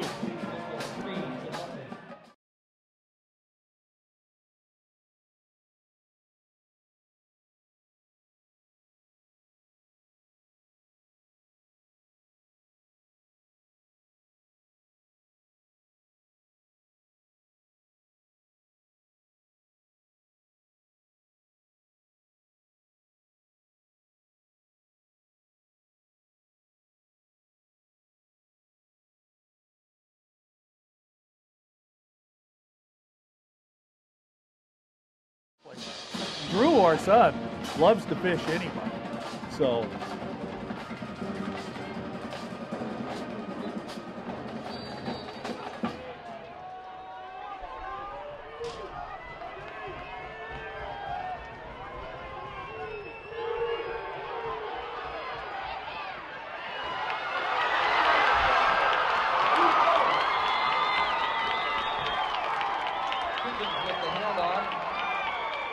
the Kernels get Kitchens loose on the right side as we begin the fourth quarter. He goes from the 44-yard line down to the 31. Kitchens for 25 and a first down. Logan Bowes saved the touchdown with an ankle tackle. So Mitchell starting the fourth quarter trailing by 3 with a bit of momentum. Here's Kerr. Handoff, Kitchens. Right side, same play, and he's going to find some good yardage down inside the 20 to the 18. A gain of 13 for Drew Kitchens, and John back-to-back first downs.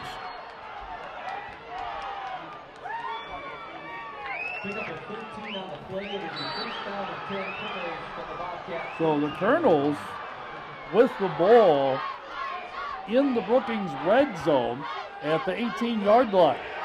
They've been in this area once before, late first half, and came up empty. Off the right side, Kitchens going to put his head down, or rather Max will put his head down and get to the 14. Jay Shefrick got him around the ankles after a gain of 4. Carson Max, 11 carries, 32 yards in the game tonight. And it's 2nd and 6 Mitchell. 10:54 to go. Clock running here in the fourth quarter. The winner advances to next week. The loser turns in gear on Monday. Here's the handoff to Kitchens. Right side, Max coming over trying to push him along, but to no avail. Gus Miller, Bose, and Wesman put him down after a gain of about 3. That will put him, Drew Kitchens, just over 100 yards tonight. 102 unofficial. Kernels with the ball in the middle of the field.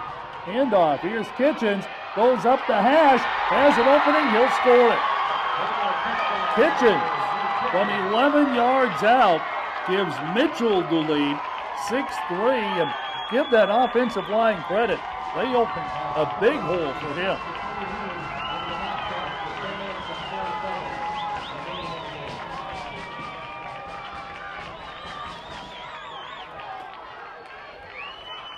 .10:04 to go in the fourth quarter. Drew Kitchens gives the Kernels the lead.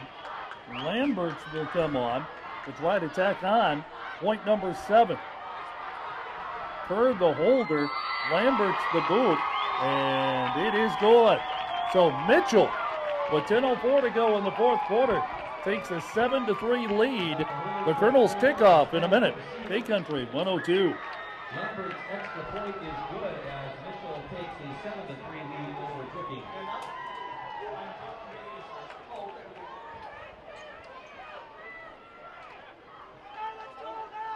Brookings Radio boosts the flagship station for Bobcat athletic contests.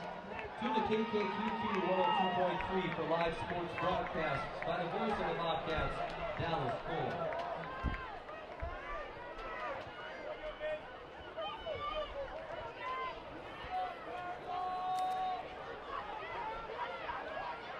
A reminder that only team personnel allowed out of the field immediately following our playoff game. Spectators will be allowed onto the field only after team handshakes have taken place. We thank you for your cooperation.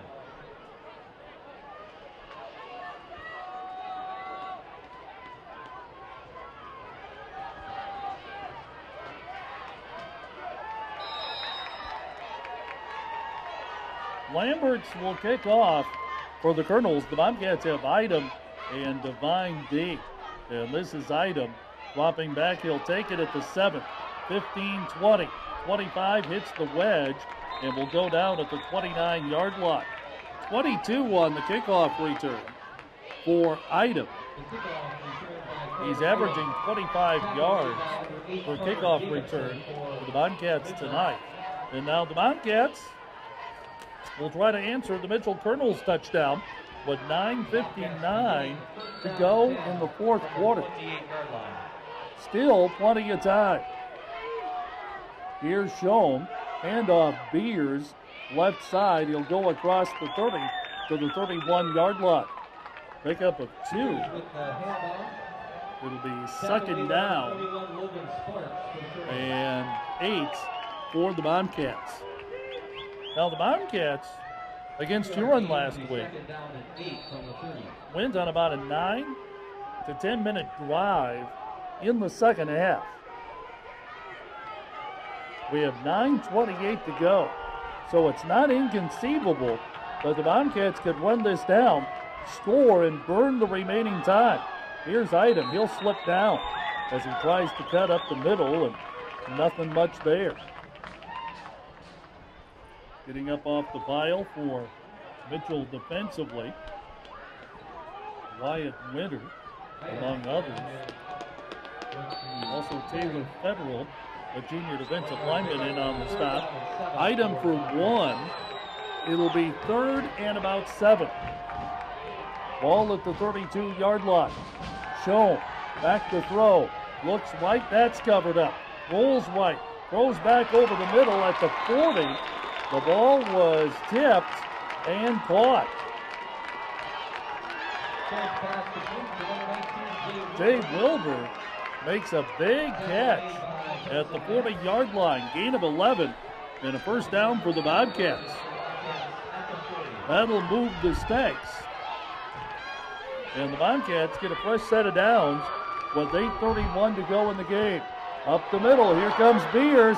Second level, he crosses midfield and gets down to the Mitchell 48-yard line. Peyton Nash saved something even bigger after a 12-yard run by Beers. 1st and 10 Brookings. Bobcats with 6 rushing first downs on the night. And up the middle, the Bobcats, Beers on the carry, will move it for about 5. What's different about this drive, John?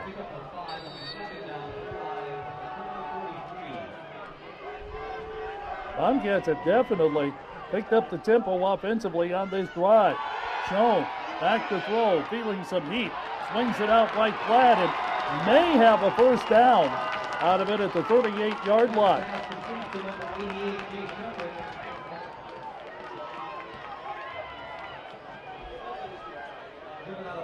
Sheffrick got knocked out of bounds at about the 38-yard line. It'll be close to a first down. I'll tell you what, Jacob Schoen did a good job of keeping that play alive, and they're going to move the sticks. They're going to say Sheffrick got just enough for a first down at the Mitchell 38-yard line. Just inside the 38. 7:45 to go in the game. Kernels with a 7-3 lead. Here's Beers right up the middle and inside the 35 to the 34. A late penalty marker comes down. Lands right at the feet of Gabe Woundedhead, one of the offensive linemen. Let's see. Personal foul, Mitchell. So the Bobcats, Beers gets the gain for 3. And then the penalty will take the ball down to about the 17. They'll mark it at the 19. And it'll be a 1st and 10 Brookings at that point. Kernels, 3 penalties, 25 yards. Bobcats going quickly from the 19-yard line. Schoen out of the pistol. Here comes Item. He'll make the 15. Got wrapped up there. It'll be a gain of 3. Getting a piece of him. Defensively for the Kernels was Dylan Krogman. It'll be 2nd down and 5. Item has 21 yards on 6 carries. 7:10 to go. Clock running. The Bobcats down 4. Schoen swings it out right flat. Beers the receiver inside the 10, close to the 5. They'll mark him down at the 7. Gain of 8 on the catch. It'll move the sticks, and Bobcats look at 1st and goal with 6:59 to go, and a timeout on the field. Bobcats.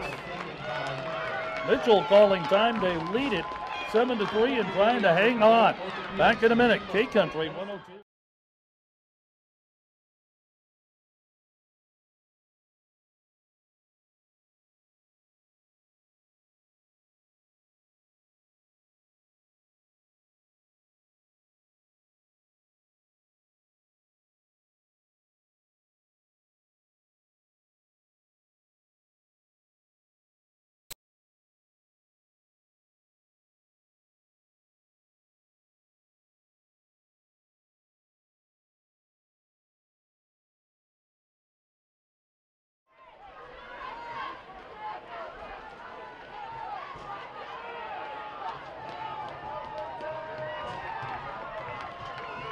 Oh, wow.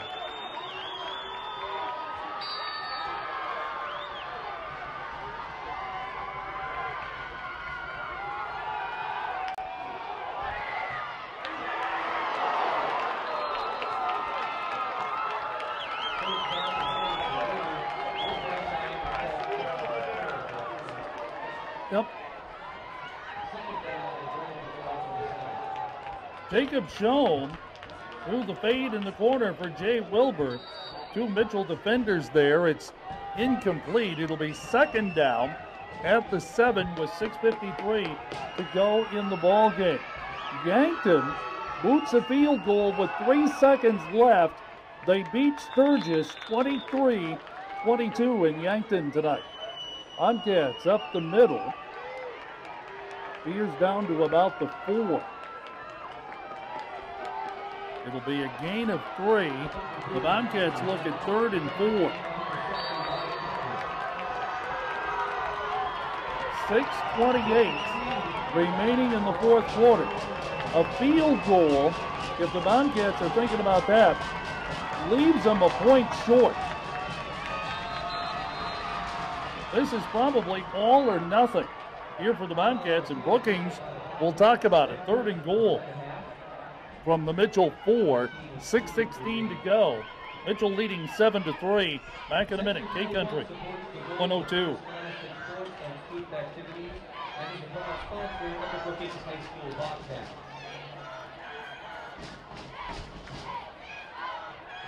Well, what do you do here? It's 2 down territory. I think you go misdirection with the running game here. Yeah. I tell you what, if you go 4th, I wouldn't look past Schoen on a draw play. Yeah. Yeah. Yeah.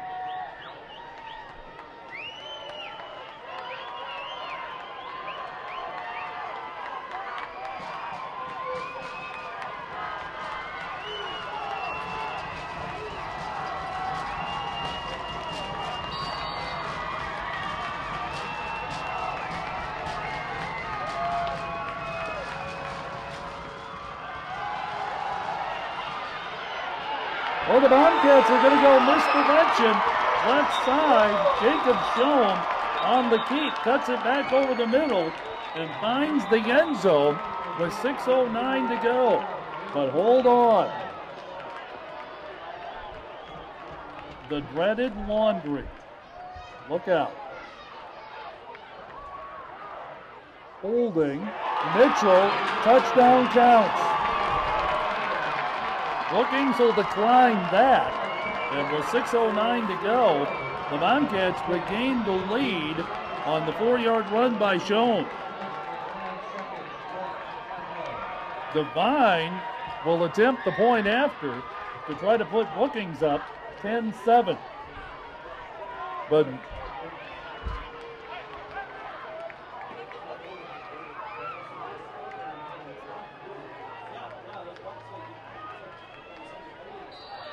Sheflick will hold for Devine. I was thinking misdirection right, not misdirection left. Here's the spot. The kick is up by Devine, and it is good. So the Bobcats lead at 10-7. 6:09 to go in the ball game. Your kickoff in a minute. K-Country 102. Extra point is good as Brookings takes a 10-7 lead over Mitchell.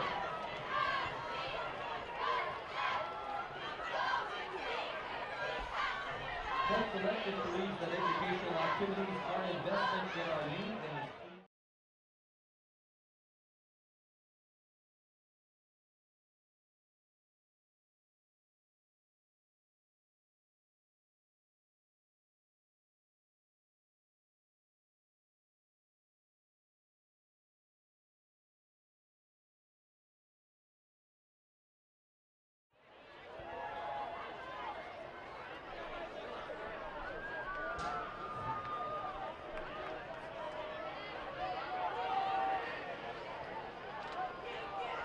Well, how much stake is Mitchell putting in this kickoff return? They have Max and Kitchens deep. Now, during the break, Mitchell was hit with a 15-yard penalty. It'll be Devine kicking this from midfield. The officials discussing, and they're going to go over and have a conversation with Kent Van Overshield of the Kernels. 6:09 to go in the ball game. Kernels with a 10-7 deficit. I don't know if you're Brookings. Do you do something crazy and onside this?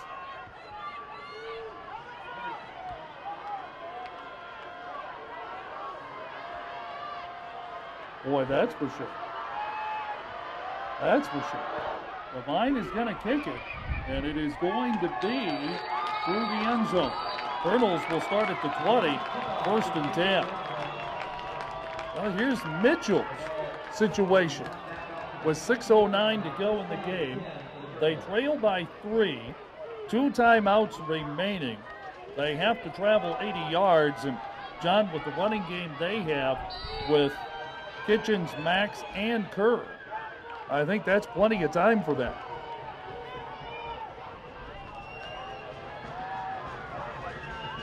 So it is an eye set in the backfield. Second man is Kitchens, and he stepped backwards thanks to Logan Bowes.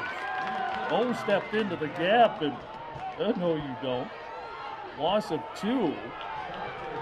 It'll be 2nd and 12 coming up for the Mitchell Kernels. 5:48 to go. Clock running. Here's Kerr under center. Kerr flips it back. Here's Kitchens. Kitchens got wrapped up for a loss of more. There was Brady Ammon coming through, knocking him down. They'll give Kitchens the line of scrimmage. It'll be 3rd and 12 coming up. I don't know if you're Mitchell here. Do you hand off to Kitchens or Max, running wide, and let them throw it?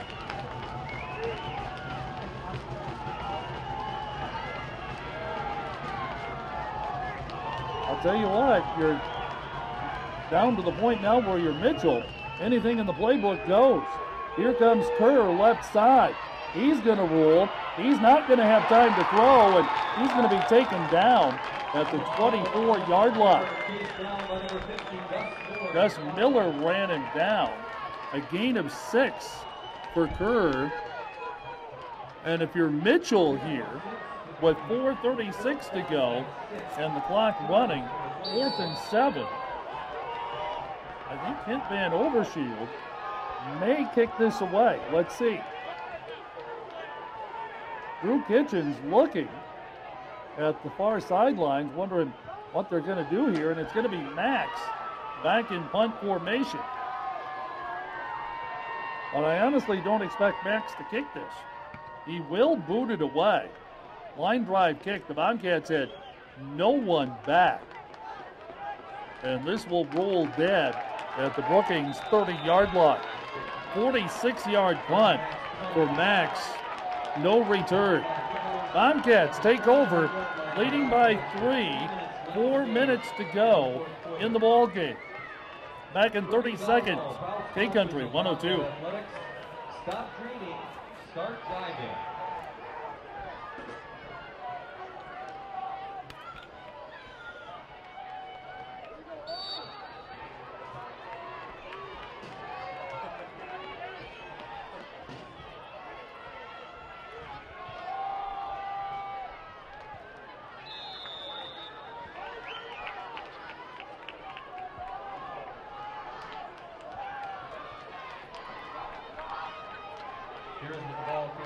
Parker Beers up the middle for a gain of 2. 2nd down and 8. And Kent Van Overshield is still keeping those timeouts in his pocket. The Bobcats, 25-second play clock, and Jacob Schoen is going to burn all 25 here. shown under center. Handoff, Beers up the middle, has a first, and he may be gone. 40, 20, 10, 5, and that's a trip to Pier coming up next week.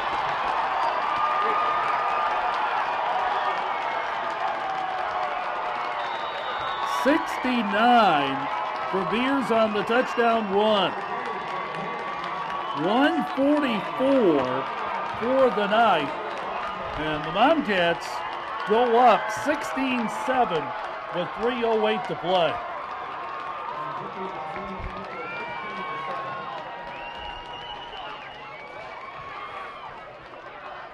So it'll be Devine on to attempt the PAT. Sheprick will hold. And the Bobcats will look to go up by 10 with 3:08 to go.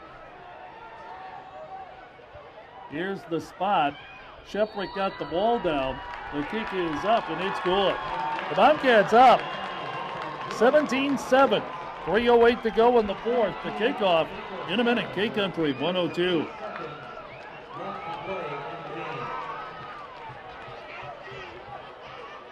Once again, a reminder that only team personnel are allowed onto the field immediately following this playoff game. Thank you for your cooperation.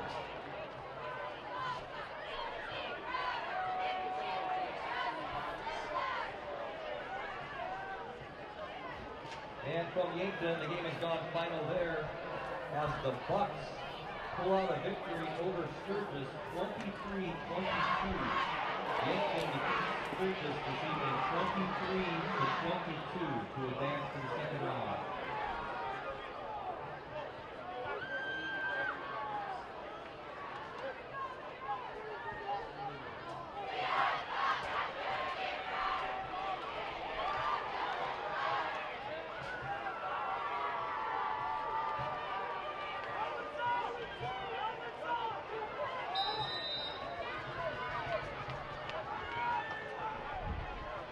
The Kernels have Kitchens and Max back deep again at about the 10-yard line.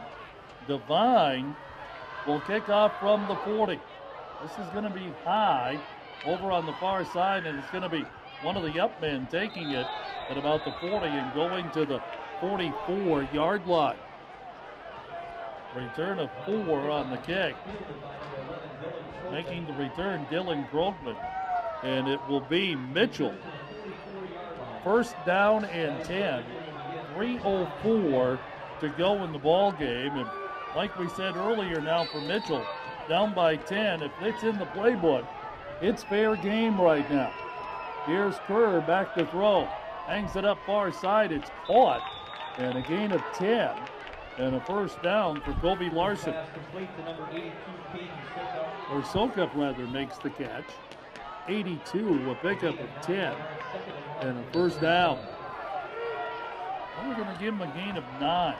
2nd and 1. Low snap to Kerr. He'll pitch right side and unable to get the first down. I don't believe is Kitchens. Or rather Max. He got close to the stick. I think he's just short. Kernels are going to look at 3rd and 1. 2:50 to go in the ball game.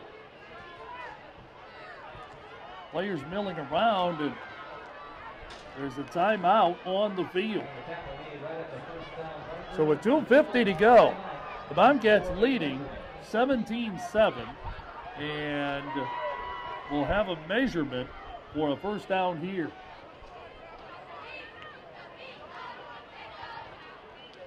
Winner of this game more than likely travels to Pier next week for the semifinals. Here's the stretch. 1st and 10, Mitchell. So the Kernels, John, removed that element of things, at least for the moment, with 2:50 to go. They have a fresh set of downs, but at this stage, down by 10, less than 3 minutes to go. Down in distance is pretty much a moot point.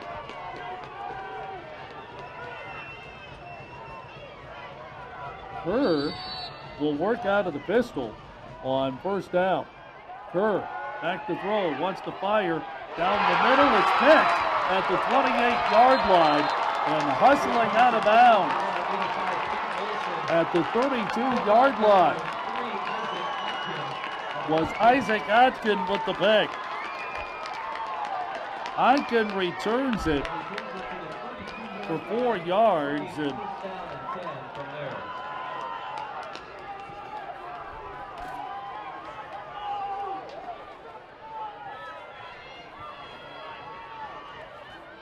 Mitchell with 2 timeouts remaining, 2:41 to go. The Bobcats will probably have to grind out at least 1 first down on the ground. Schoen, handoff, Beers. Max Schoenfelder got to him in the backfield for no gain, and Mitchell is going to have to burn one of those timeouts right here. Time remaining, 2:24. And so far, they've shown no intent of calling one of those 2 timeouts. The Bobcats, 16 on the play clock, and they're going to use every bit of this. Beers will line up as the eye back behind Schoen. Schoen, long count, handoff Beers, bounces outside left, 45, 50, and he'll just slide down at the Mitchell 45-yard line. 22 for Parker Beers, and a Brookings first down. Beers, 22 carries, 166 yards. And he's popped off a couple of big ones here for the Bobcats with 1:44 to go. Bobcats lead 17-7. And Brookings in Mitchell territory. The Kernels showing no movement towards stopping the clock here. Here's the run by Beers, left side, and boy, he got wrestled down at the 46-yard line, and now we'll get a clock stop with 1:19 to go. Max Schoenfelder kind of bulldogged him at the 46 after a gain of 1. It'll be 2nd and 9. The Bobcats with the ball with just over a minute to go in the 4th quarter. Back in 30 seconds. K-Country 102.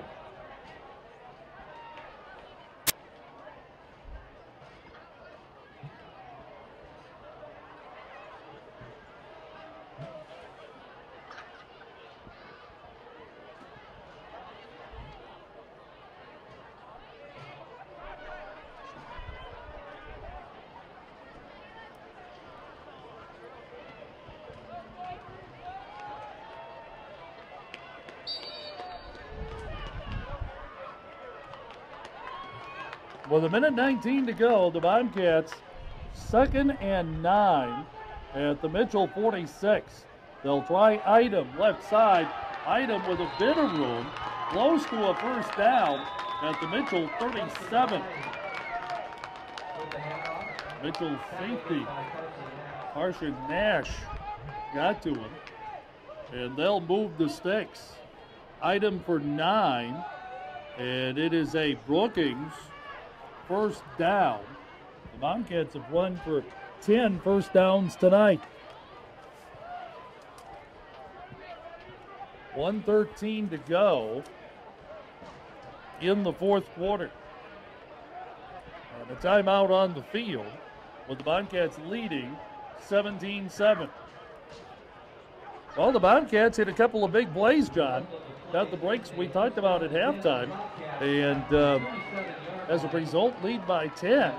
And now looking pretty hard at a road trip to Pierre next week.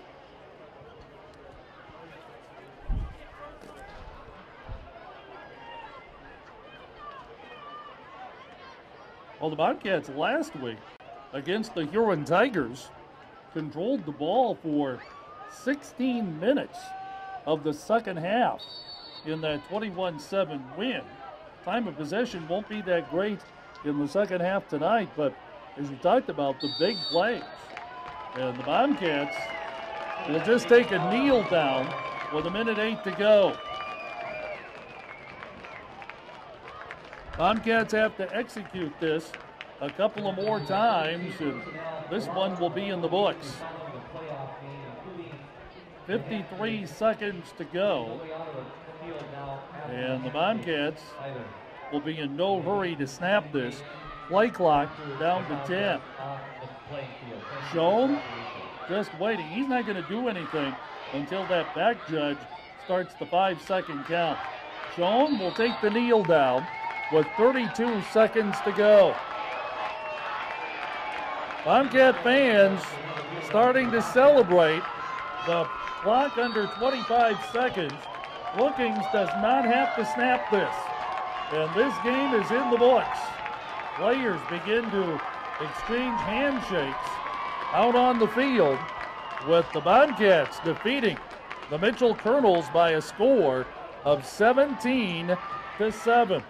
And the Bobcats will see one more game next week, most likely in the capital city against the top seed, the Beer Governors. We'll take a minute break, come back with our post-game show. Scott Miller will join us in a minute. Bobcat post-game in a minute, K-Country 102. You can pull that.